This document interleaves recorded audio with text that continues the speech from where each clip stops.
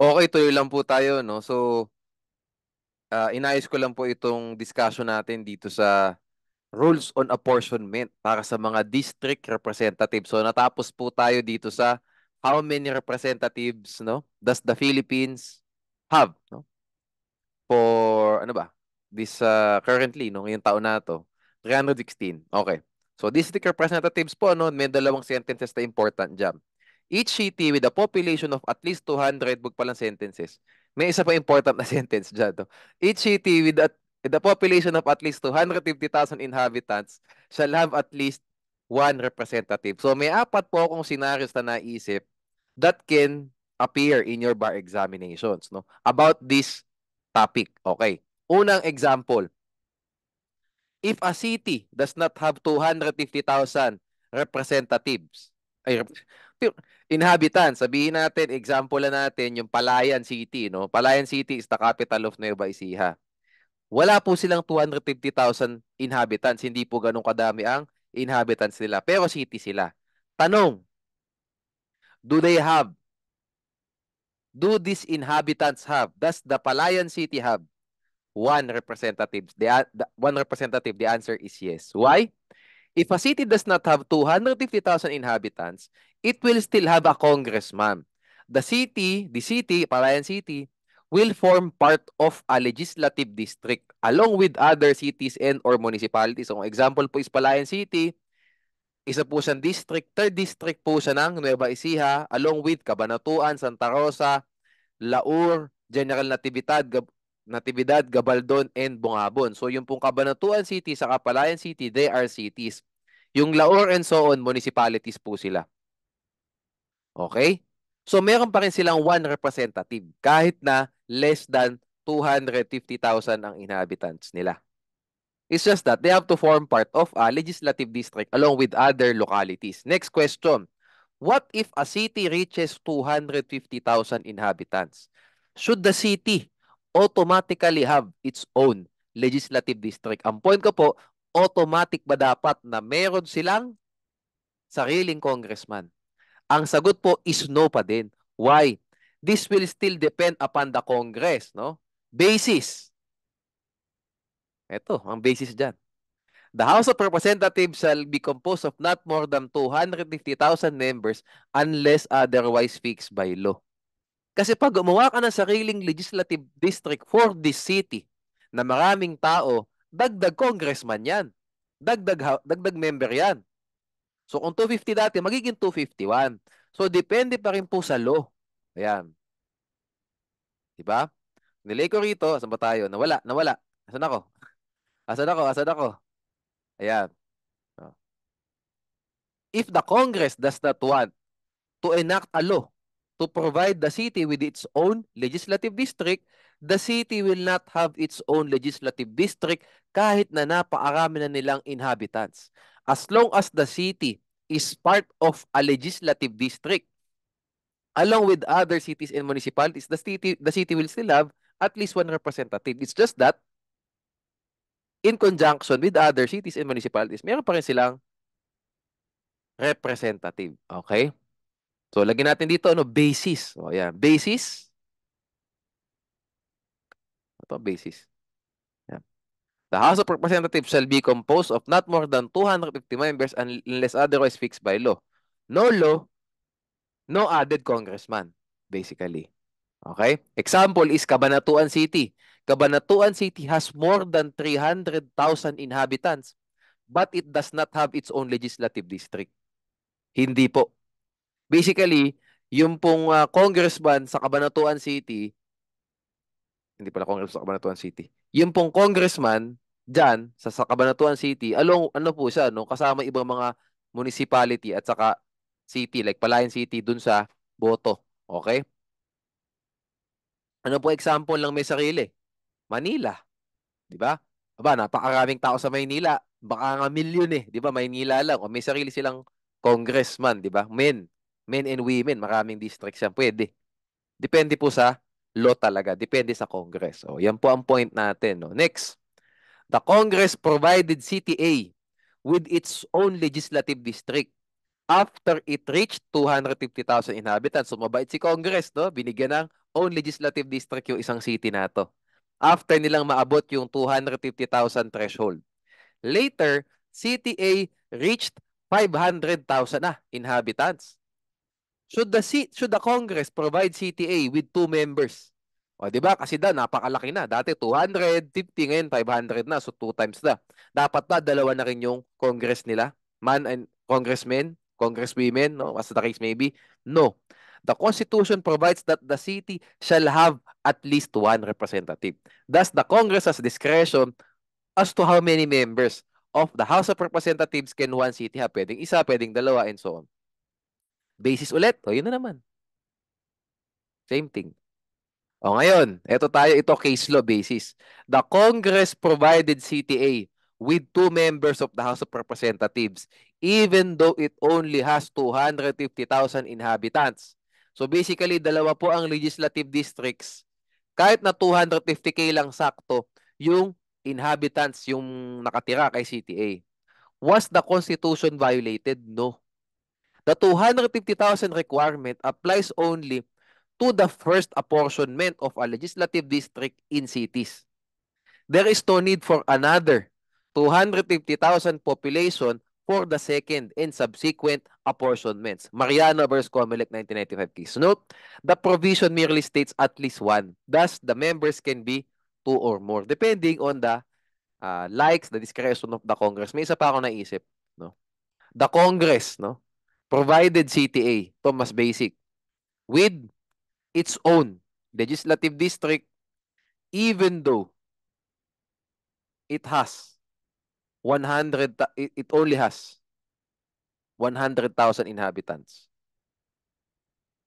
Was the Constitution violated? Yes. Yun. Because each city with a population of at least dapat naka-at least ka eh. So 5 scenarios po, no? Huwag tayo malilito. Okay, Tagalogin natin. Sabihin natin, less than 250,000 ang inhabitants. Mayroon bang congressman ng isang city? Yes. Pero kailangan may kasali kang nasa legislative district ka along with other municipalities and cities. Hindi ka pwedeng magkaroon ng sarili mong legislative district. Why? Ito ang basis natin. So dapat pala ayusin natin. Ito D C B. Ay. Ito dapat ang A. Ito yung basic eh. The most basic question. Ito pala kulang ko sa mga examples ko. Ang hilig ko sa ganyan, di ba? Sobrang daming examples, isang sentence lang. Okay, ayan. So A, pag 100,000 lang, hindi ka pwede magkaroon ng sarili mong congressman. Ano ang gagawin dapat? Pag less than 100K ka lang, o pag 100K ka lang, dapat congressman mo kasama ka sa isang distrito with other municipalities. The second, yan, scenario. O third scenario, paano pag naka 250 ka, automatic, meron ka na ba dapat? Hindi pa din. Discretion pa rin yan ng Congress. O ngayon, naka 250 ka na, di ba? Binigyan ka ng isang congressman. Ikaw lang mismo, no? Wala nang ibang city, municipality pa. Ikaw lang ang magluluklok yan, yung city mo lang. Eh, naka 500,000 ka na. Kailangan ba dalawa na? Hindi pa din. Discretion pa rin siya ng Congress. O, panglimang senaryo, paano kung 250 ka lang, binigyan ka ng dalawang congressman? Violation ba yun o hindi? Hindi po siya violation. Kasi nakalagay po sa Constitution at least. So, kahit na 250 lang, can be 2, can be 3 as the case may be. Kung ano gusto ng Kongreso. Sana natakil na natin lahat ng pwede itanong sa inyo rito. 5 scenarios na to. From the most basic to the most complicated. Okay? Isang sentence lang, no? Nagkatalo tayo. Ang dami nating nasabi, no? O next, each province shall have at least one representative. Mas basic. Regardless po, kung kahit na 50,000 lang ang tao sa probinsya na yan, dapat may isa siyang representative. For a province, the number of population is immaterial. It is automatically entitled to at least one representative or more. 50,000 lang ang population ng province. Pwede bang 5 ang Congress dyan? Pwede. Ang legislative districts, pwede. Pwede bang isa lang? Pwede. Pwede bang dalawa? Pwede din. Pwede bang wala? Bawal yan. Dapat may isang probinsya, ayusin natin ha. Okay. A province cannot have no representatives, no? Lagi ko lang dito, in other words, a province cannot have no representatives, no? It can have one, two, three, or more, depending on the discretion of the Congress, on the choice of the Congress. Ayan. Yan. Hindi pwedeng walang representative. Qualifications of a member of a district, no? Congressman, district, tawag dito, district representative, nalito na. Okay, part list yung isa kasi. Natural born, no? Lahat naman po ng natural born dapat dito, Article 6, Article 7, no? Even Article 8, no? Natural born kasi pag RTC judge ka, BP 129 naman, sinabi na natural born. Okay, anyway, balik tayo dito sa district representative. Natural born, get nyo na to. Sige, get na yan. Kabisaduhin nyo na lang. At least 25, no? Kung makikita nyo po, ang Senate mas mataas. Tandaan nyo to, basic lang. Ang presidente o vice dapat 40. 40. Okay? Ang senador, ilang taon po? 35. Okay? Tapos kapag congressman, 25. Kaya po maraming bata, no? Yung mga alam niya anak ng politiko, anak nila congresswoman kasi 25 lang ang requirement diyan. Able to read and write, registered voter in the district, no? Hindi lang po sa Philippines, in the district which he shall be elected. Madali naman 'yan, no? Nililipat ka lang ng presinto. Pumiyok pa ako. Lilipat ka lang ng presinto tapos resident ka nung lugar, nung distrito na yon, you are a resident of that district, in thereof na ibig sabihin yan, of that district for at least 1 year immediately preceding the day of the election. So ito na yung tinakil natin kanina, term of 3 years, tapos consecutive 3 terms. Okay? O paano po pag nagkaroon ng interruption, halimbawa, in-expel ka ulit, di ba? In-expel ka ng kapwa mo members of the House, no? Pwede ka lumaban 2025, 2028, 2030, 2031. 4 times sunod-sunod pwede kang lumaban, no? Kasi nagkaroon ng interruption in the continuity of your service kasi you lost your title not because you voluntarily resigned but because your ano ba?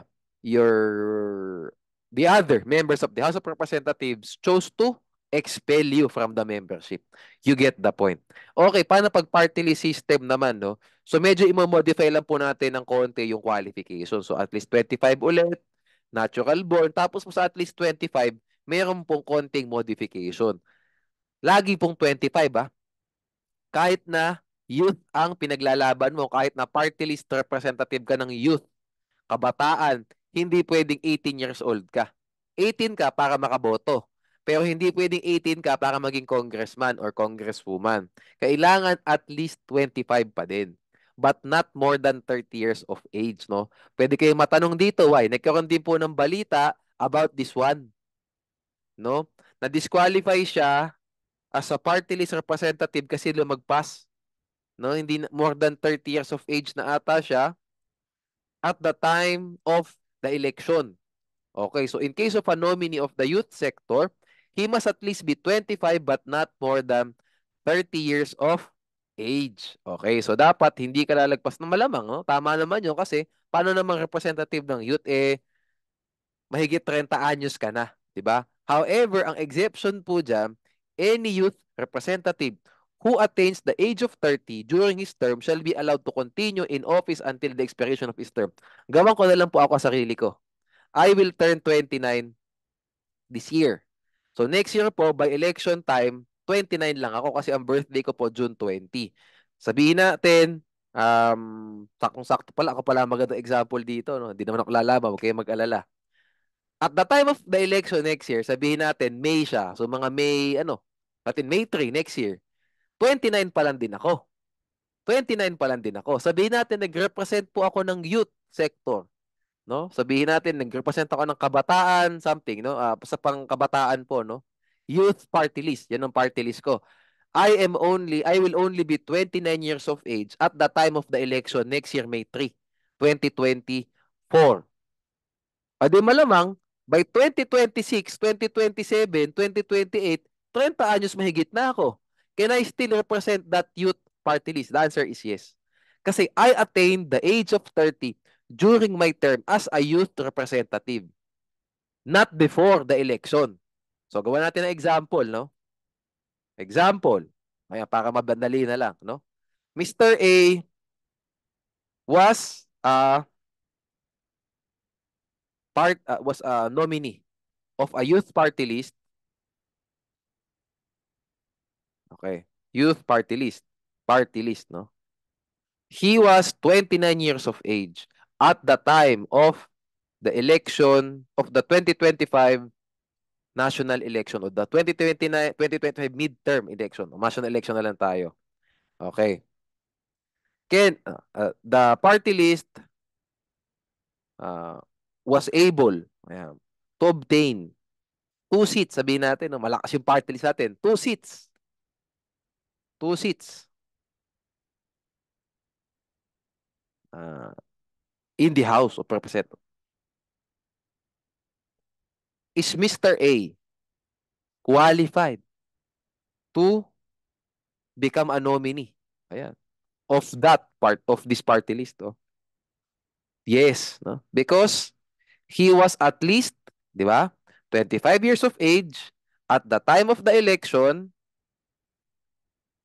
but not more than, oh, di ba? But not more than 30 years of age, yan, at the time of the election.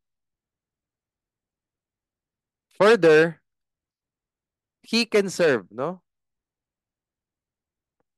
As a, ano ba, party list representative for 3 years, di ba? Kasi 3 years po yan, no?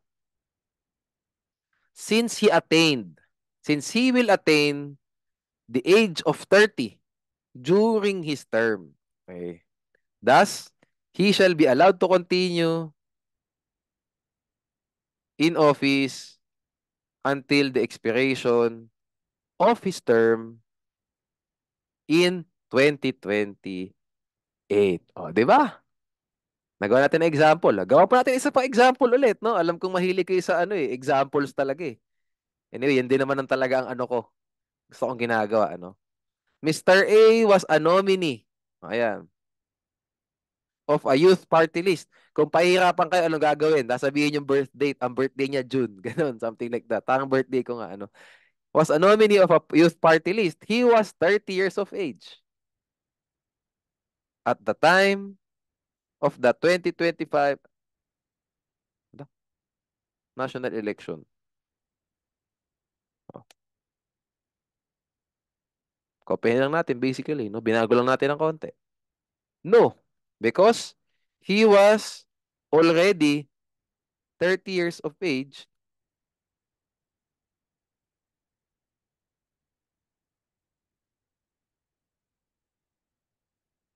not more than 30. So, dapat 30 years and 1 day. Not more than, edi pag 30 sarado, pwede. Not more than, oh, wait lang, 30 years and 1 day. Anyway, gawa natin pala ganito. Yes na lang to. Yes din ang sagot dyan. Kasi saktong 30. He was, wait, ayusin natin. 30 years and 1 day. Hirap, no? To the day. No. He was more than 30 years of age at the time of the election, basically.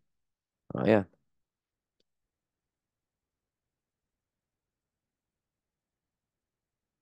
30 years and 1 day old of age. Ang weird. He was 30 years and 1 day old. Ayan. Buisit yung 1 day old. Oo, 30 years and 1 day old. Okay na yan. Oh, we're good there. Ayan, you get the point. Oh, let's move. Able to read and write, registered voter. Alam niyo naman na sinabi ko na sa inyo, bakit able to read and write lang ang nakalagay dyan. Kasi po, elective position to. The power, no, to elect, uh, to elect candidates, no, mas reside sa tao. So, kailangan able to read and write lang, qualified na dapat siya. Kasi pag ginawa natin daw college degree yan, tangang tinanggal natin sa tao yung napupusuan nilang iboto. 'Di ba? Parang yun ang wisdom niyan eh. 'Di ba? On the other hand, kapag appointive officials, 'di ba mas matindi yung qualifications like CPA o lawyer, 'di ba? Pag COA. Kasi nga appointive siya. Only one person will decide. Well, along with the commission on appointment, so only ano ba? A few people pala. Hindi lang pala one person. Only a few people will decide who will become a COA commissioner o a COA chairman. On the other hand, pag po ganitong botohan, lalo na sa party list, every voter in the Philippines, di ba? Every registered voter in the Philippines can decide. Di ba? Should they choose to vote. Kaya dapat hindi po hinaharangan masyado ang qualifications. Yan ang wisdom. Kaya po able to read and write lang, no? Depende kasi sa tao yan. Halimbawa sa US, able to read and write lang, no? Ulitin ko. Pero yung mga kandidato nila doon, talagang ano, no? Sundalo, nag-serve sa military, lawyer, doktor, billionaire, di ba? Yung mga recently dyan, mga billionaire lumalaban. Basically, kahit na able to read and write lang po yung qualification nila, talagang ano, halimaw yung mga lumalaban, di ba? So, depende po talaga. Ang point lang dyan is we need to leave it to the people. Kasi botohan to eh. 'Di ba? Pag ginawa nating dapat lawyer lang, pag para maging congressman ka, 'di ba? Na ano natin, na re-restrain natin, 'di ba? Yung parang right of the people to decide who will become the elective officials. Yun po ang point niyan. Registered voter, tandaan niyo pa pag party list kasi buong Pilipinas siya iniluluklok, 'di ba? Kahit yung mga taga Mindanao na party list, pwede iboto ng mga inhabitant sa Luzon, 'di ba? Kaya registered voter lang po ang kailangan, no? Tapos, residensya of the Philippines for at least 1 year immediately preceding the day of the election. Kasi nga, national po yan, no? Kahit na, kahit na yung ano, bawa, taga Bicol, no? Bicol na party list. Pwede iboto ng mga taga Nueva Ecija. Something like that, no? You get the point. And a bona fide member of the party, ito yung kakaiba, a bona fide member of the party or organization which he seeks to represent for at least 90 days preceding the day of the election. So that means, dapat member ka ng party list at least 90 days preceding the day of the election. Okay. Term, same as above. What organizations may participate in the party list system? So, nasa kaso po ni Aton Paglaum versus Comelec. 8 parameters. First, there are 3 different groups that may participate in the party list system. National party list, regional party list, sectoral party list. So, ano po ibig sabihin nito? National or regional party list do not need to organize along sectoral lines. Yung po mga sectoral lines, ano ito? And they do not need to represent a marginalized or underrepresented sector. So, ito. Ang example po ng national party list, no? Wait lang ah. Gagawa tayo. Yun ang kulang ko dito sa part, di ko nalagyan ng example.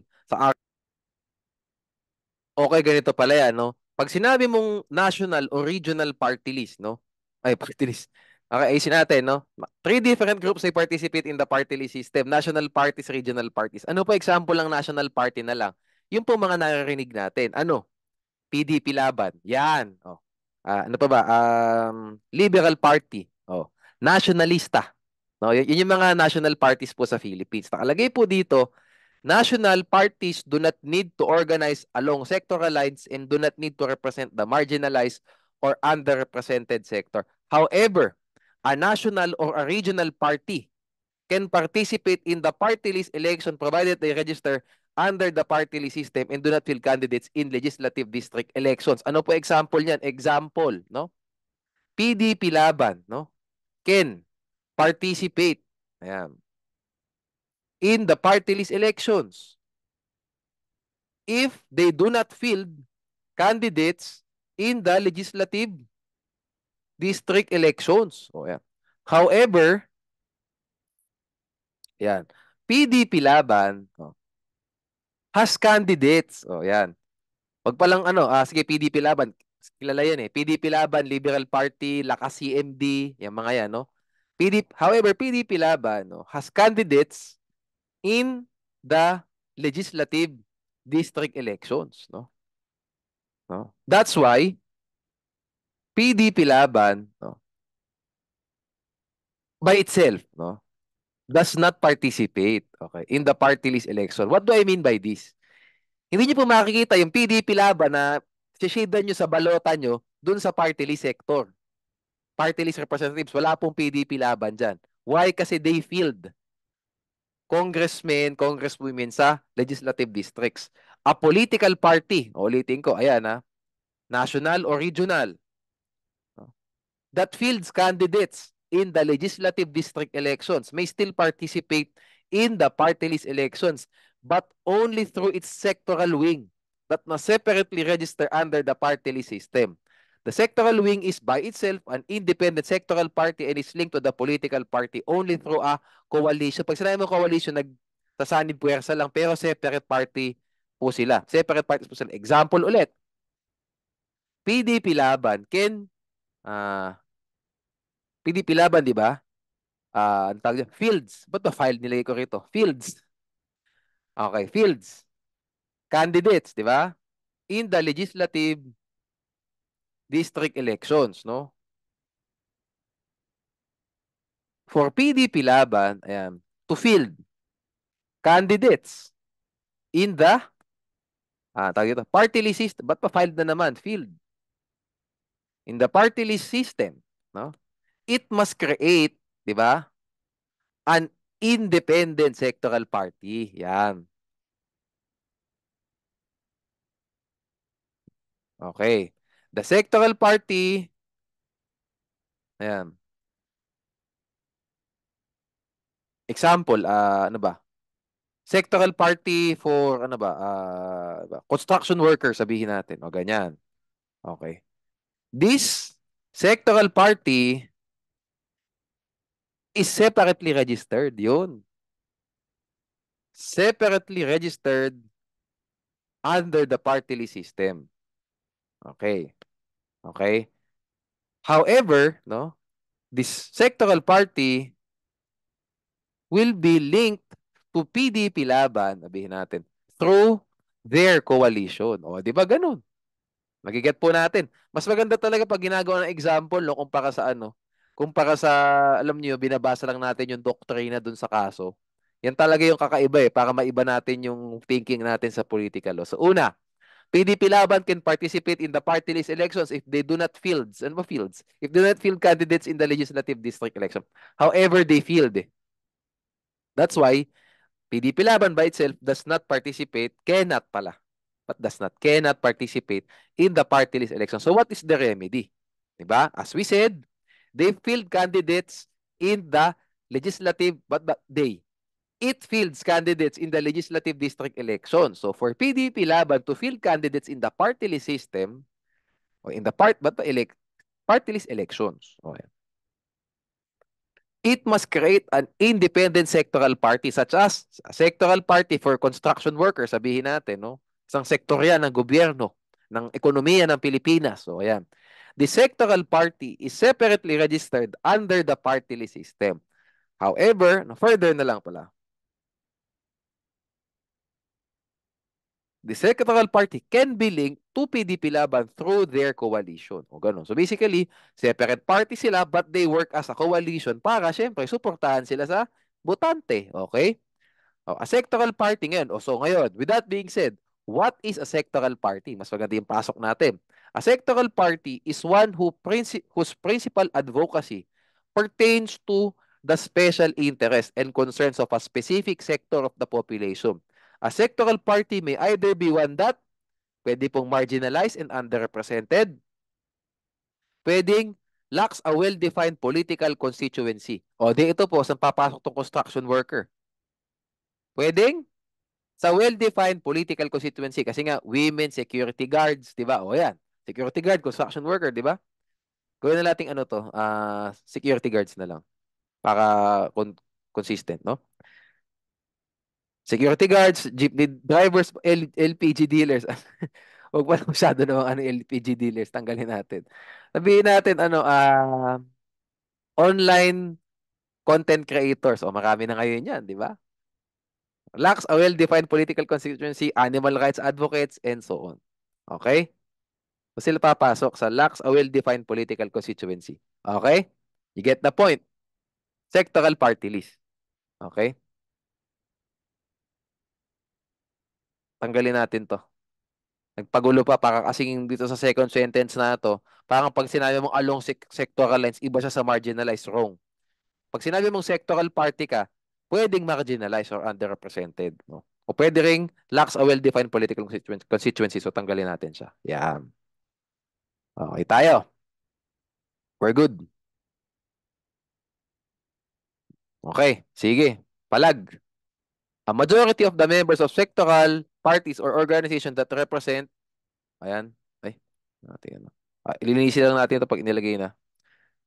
Must belong to such sector they represent, no? So example po is butil farmers, no? Majority ng mga miyembro ng sectoral party na yan, farmers, pag butil party list, no? Pag piston, no? Party list ba piston? Just have to check, no?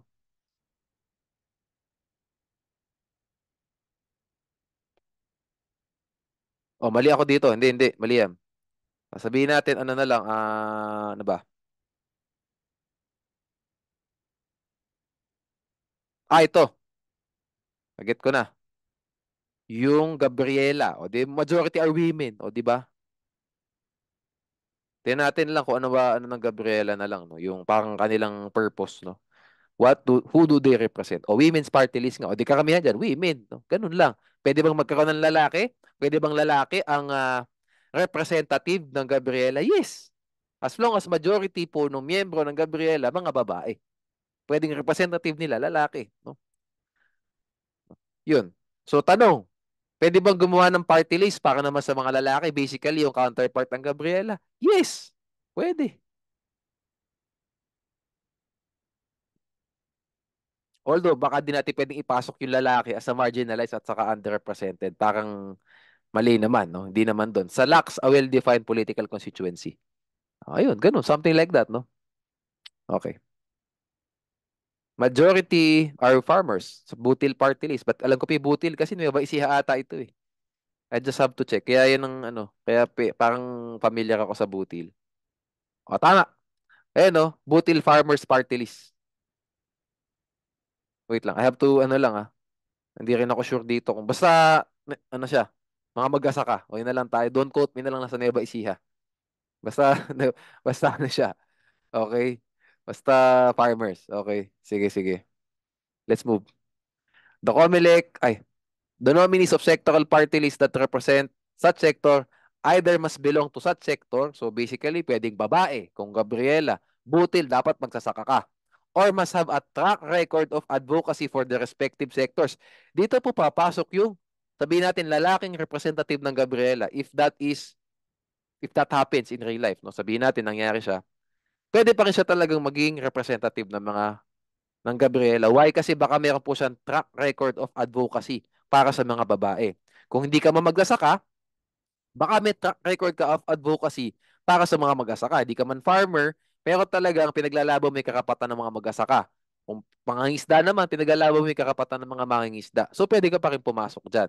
Kaya nagtatanong po iba, yung iba mga congressman, hindi naman jeepney driver, pero yung sector nila, jeepney, pang mga jeepney driver. Okay lang po yun, no?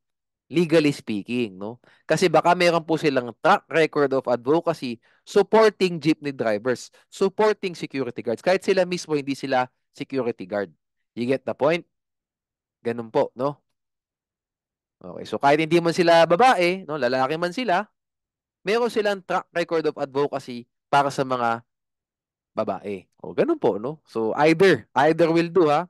Pwedeng mismo babae, mismo jeepney driver, mismo magkasaka, mismo security guard, mismo construction worker, mismo OFW, you get the point.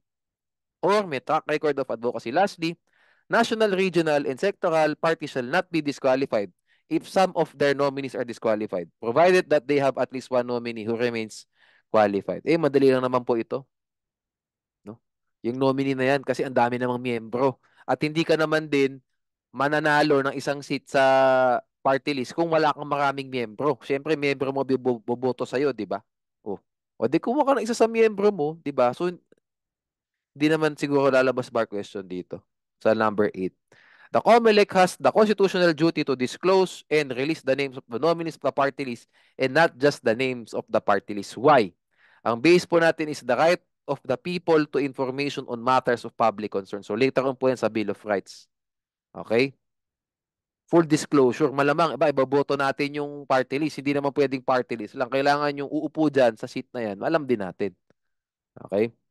Why? Para malaman natin kung may track record of advocacy ka. Di ba? Paano kung di ka naman pala farmer? Where's your track record? Something like that, no? Okay, pakibasa na lang to, no? Religious sect, bawal po yan, no? Sa registration. Why? Kasi separation of church and state. Foreign party, hindi pwede kasi election interference yan. Di ba? Unlawful means malamang. Okay? Violates election laws, malamang. Okay? Untruthful statements declared in the petition kasi ika-cancel talaga yung ano niya, di ba? Basically, parang yung COC ka-cancel kasi may untruthful statements, no? You get the point there. Ito, pakitan, pero I doubt it naman na hindi matatanong tong fails to obtain. Masyado na mahirap. Fails to obtain at least 2% of the votes cast under the party list system in the two preceding elections for the constituency. Basically, kasi pag naka 2% ka, if pag naka 2% ka kasi, automatic, may seat ka eh. So, paano pag twice kang talo na, hindi ka nakaabot ng 2%? No? Madi-disqualify ka for the next, maka-cancel, no? Maka-refuse yung registration mo. For the third election, tandaan nyo two preceding elections. Okay, for which it registered. O, nag-register ka sa 2019, 2020, pwede ka nang, ground lang naman siya, di naman automatic, no? Pwede ka nang cancelahin ng COMELEC should the COMELEC choose to do so. Pwede na i-cancela o i-refuse yung registration mo for the third consecutive election. Kasi noong 2019 saka 2022, sabihin natin, 0.5% ka lang. Something like that. Pero ulitin ko, ground lang po siya, no? So, pwede pa kayong payagan. Ground lang naman, hindi naman siya automatic. Okay?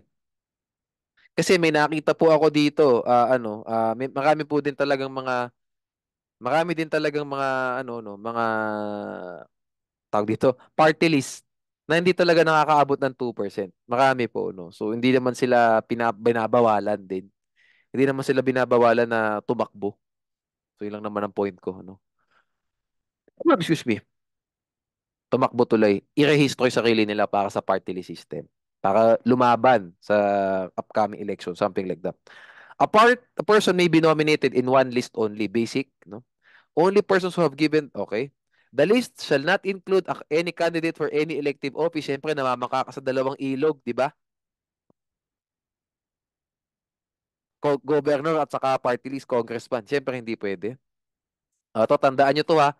Pwedeng matanong to, a person who has lost his bid for an elective office in the immediately preceding election. Gawa natin example to. Example, Mr. A ran for senator in the 2022 national elections. Ayan, presidential elections nga yan eh. He lost. Can he run, no? Can he become, di run tuloy. Can he become a nominee of a party list for the 2025 national elections? No, because he lost his bid for an elective office in the immediately preceding election. Thus, he cannot become a nominee of a party list for the 2025 national elections. O, pwede rin pong matanong to, bakit? Bakit? Kasi marami pong natalong senador, no, noong 2022 elections, no? Maraming natalo. O ngayon, baka 2025, bumalik sila party list. Hindi pwede. No? Disqualified sila to become a party list representative for the 2025 elections. No change of names or alteration of the order of nominee shall be allowed after the same shall have been submitted to the COMELEC except in case where the nominee dies or withdraws in writing his nomination or becomes incapacitated. What does this mean? Example lang ulit natin. Sige. Party list A has three nominees, no? The first, the one nominee died. Natin. Can party list A include, no, another nominee in its, ano ba? In its order of nominees? Yes. Yes. Because one nominee died. Okay?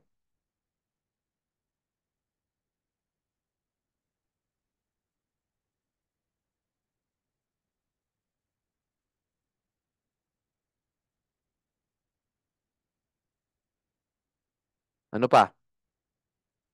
Sample. Ay, mali, mali. Hindi dyan.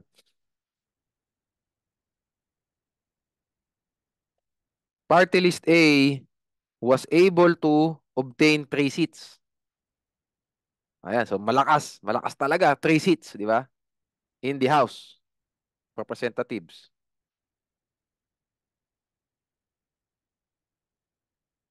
The third nominee resigned o withdrew his nomination. O palang withdrew. O, withdrew his nomination or he resigned, no? Can party list A include another nominee to fill the third seat, the seat that was vacated by the third nominee? Yes. Because the third nominee withdrew in writing, sabihin natin, his nomination. Okay, we get the point. Okay. Any elected party list representative who changes his political party or sectoral affiliation during his term of office shall forfeit his seat. Understood, no? Why? Kasi yung party na yon kaya ka naupo eh. No? Paglilipat ka ng kabilang party, nanalo ka sa party list A, lipat ka ng party list B, malamang alis ka na sa party list A. Di ba? Hindi lalabas yung tanong dyan. Provided that if he changes his political party or sectoral affiliation within 6 months before an election, he shall not be eligible for nomination as party list representative under his new party or organization. Example, Mr. A is, ano ba? Is the nominee of party list A. Party list A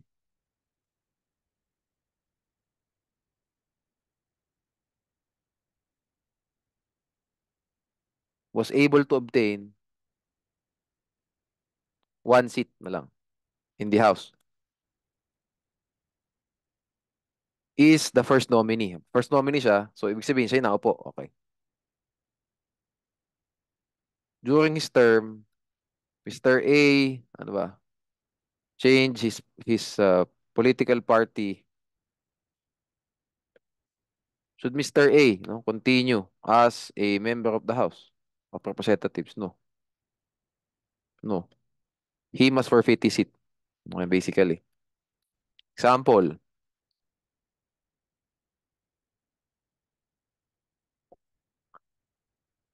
6 months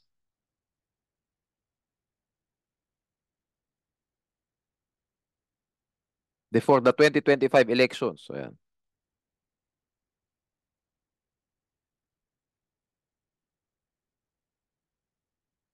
What are the effects, ayan, of Mr. A's action? First, di ba? He will forfeit his seat as a member of the House of Representatives. Second, he shall be ineligible to be nominated as a party list representative under his new party for the 2025 national elections. Dagdagan natin. Example, can he become a party list representative for the 2028?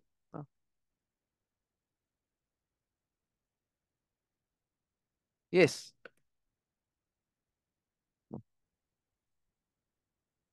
Because he is now eligible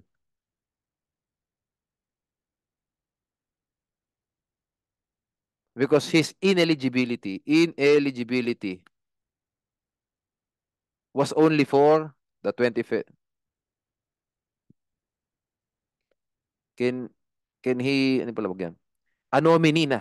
Can he become a nominee of his new party list? His new political party. Ayan. Next question. Example. Can he, wait lang, wag pala muna to. Dapat may isa tayo mas ano. What if Mr. A ran as a district, yan, representative for the 2025 national elections? under the new party, is he ineligible, ayan, to become a, ano ba, a district representative? No, no. The ineligibility is only for a, is, he is only ineligible to become a party list representative. Yan. He is eligible to become an elect to run, no? To become a candidate for other elective positions. So yan, elective positions. Okay. Kaya mo naman yung Office Snoop. Okay.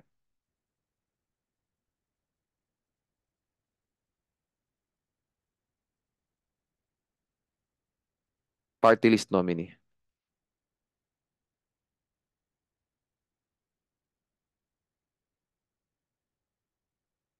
Wala, can he become a party list representative na lang? Yan. Yes, because he's... Okay, get. Okay. Pa-capital. Yan natin. Okay. In case of vacancy in the seats, the vacancy shall be automatically filled by the next representative from the list of nominees. Okay.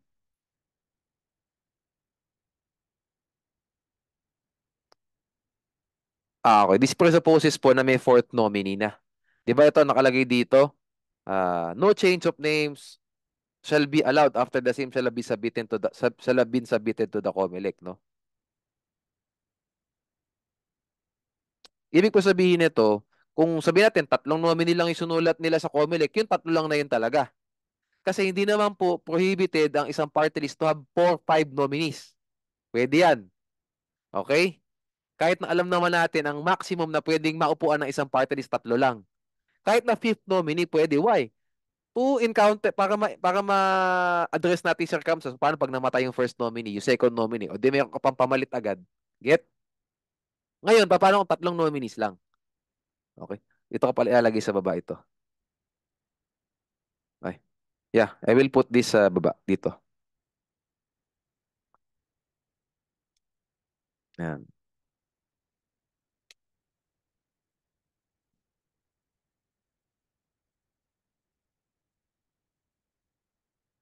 Sa basic muna tayo. Example, party list A has 5 nominees. O yan. 4 nominees.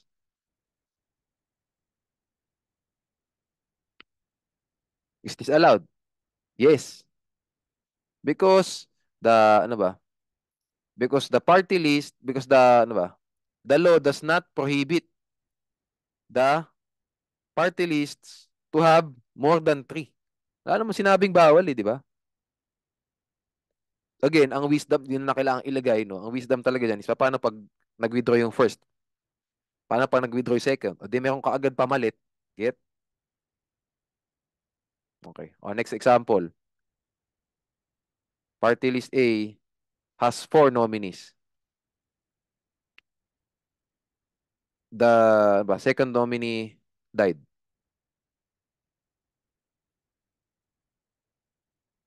Who will fill the second nominee's seat? The third nominee. Afterwards, the third nominee seat, yan, will be filled by the fourth nominee.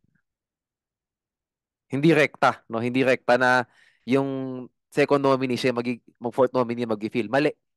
Why? Kasi umangat siya sa ranking eh. Pag siya nag-fill ng second nominee, natalo yung third nominee. Kasi pag may nangyari sa first nominee, yung fourth nominee naging second nominee, siya magiging first nominee, di ba? Hindi ganun.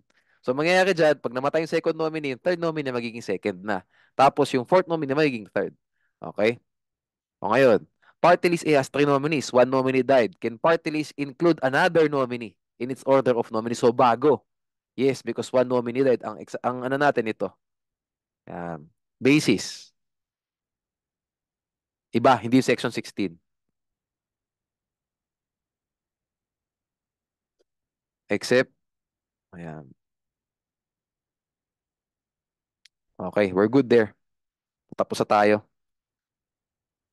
dito sa nominee-nominee. Sa mga party list, patapos na tayo.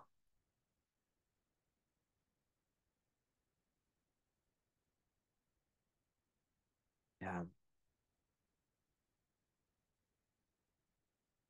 Okay.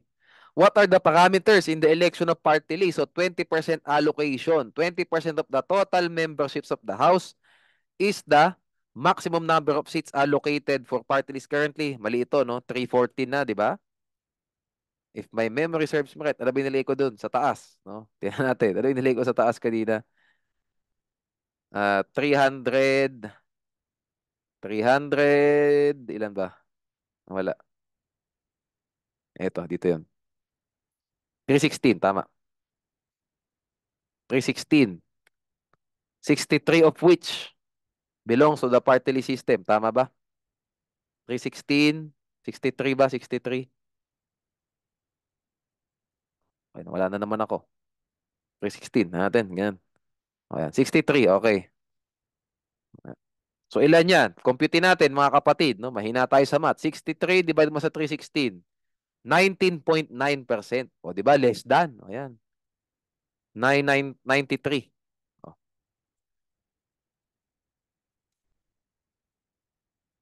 or 19 total membership of the House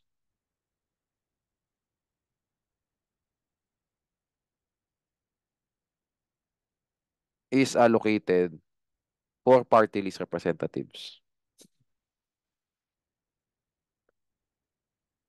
Example pala to. Is this unconstitutional? Or is this prohibited? No. It is allowed, no?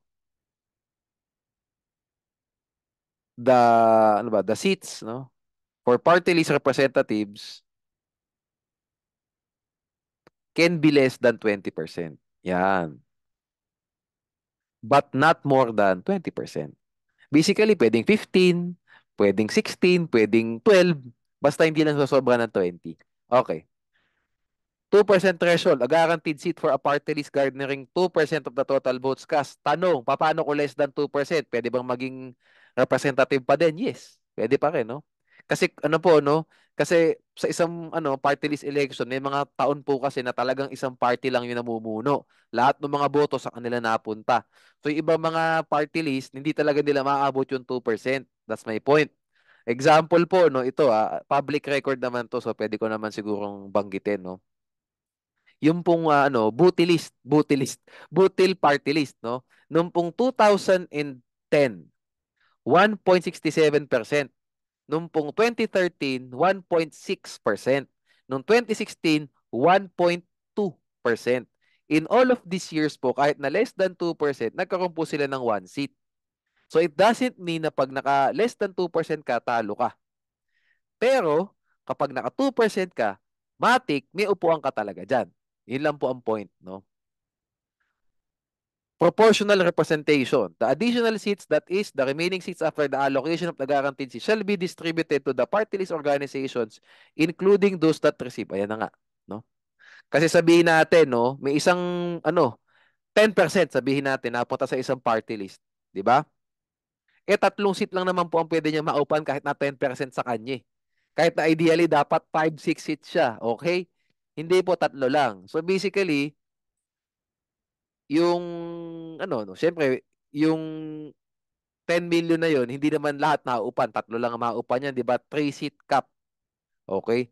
So, yung extra seats, no, na binigay sa House of Representatives para sa mga party lists, mapupunuan po yun ng mga party list na hindi nakaabot ng less than 2% of the total votes. Ngayon, no, I don't wanna complicate things, no. Baka isipin nyo pa yung computation. Wag na. Masyado na pong mahirap pag pag-computing pa kayo sa bar. Kung ilang seats ang mapupunta sa kanila, that's too hard. Okay? Pero yun, no, sa dito pong 20, ngayon, public record naman ulit, ngayon 2020 national elections po, sa party list natin, wait, I need to check. Ayan, naka 5% po yung ACT-CIS party list, no? So millions and millions of votes po 'yan. Sa lahat po ng mga party list, ang nakaabot lang po ng 2% or more, 1, 2, 3, 4, 5, 6 lang po. 5.74, AXIS, One Rider is 2.72, Tingog is 2.41, 4-piece is 2.3, Ako Bicol is 2.22, at saka po yung Sagip 2.12. Every other party list po, no, less than 2%. It doesn't mean na wala silang seat. Like ito pong ano, no, ang probinsyano, 1.94, one seat. Something like that po, no. O ito, meron pang isa, 0.65, meron silang one seat. Alona party list, 0.65, pwede pa din po, no? Kasi yung naka 5.74 nga, si AXIS, no? Kahit po naka 5% siya, hindi naman 5-6 seats ang maupa niya, eh. 3 lang din. So yung pong sobra, ibibigay dun sa mga less than 2%, no? Like ito nga, umabot pa siya ng 0.65, no? So we get the point there. Okay? Actually, kung titingnan nyo nga, pag naka 2% ka ngayon, 2 seats eh, no? Sa nangyaring 2022 national elections, nung yung naka 2.12 si Sagip, 2 seats. So tama naman talaga, pag naka 2%, guaranteed seat. Okay? So doon muna po tayo end natin yung discussion doon. Next part natin, video natin sa legislative privileges, inhibitions, and disqualifications na tayo.